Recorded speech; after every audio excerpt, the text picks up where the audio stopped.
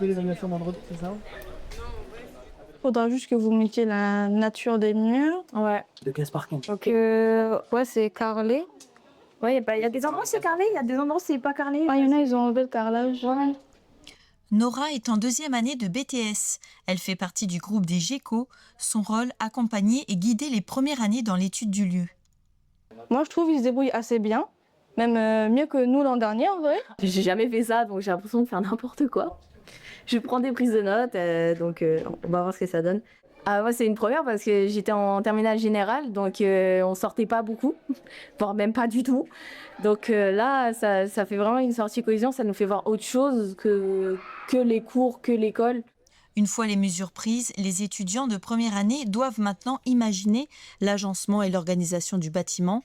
Pour leurs professeurs, ce genre d'exercice pratique sur le terrain est essentiel pour leur donner le goût du métier. Tous les ans, on essaye de trouver des projets concrets, réels, pour mettre les élèves en condition. Moi, quand je présente la classe, je la présente comme un petit cabinet d'architecture d'intérieur avec des employés, on va dire. Et sur ces projets-là, tous les ans, on essaye de travailler sur 3 ou 4 projets.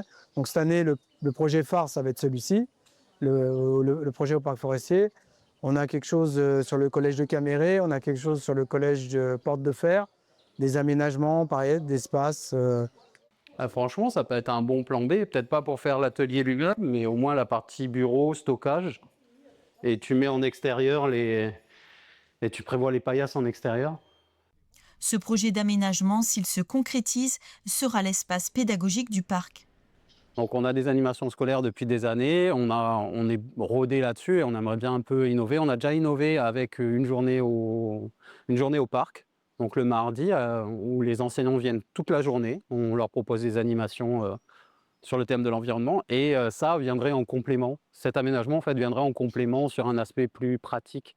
Des projets d'aménagement qui seront ainsi proposés par les élèves aux différents services du parc d'ici la fin de l'année.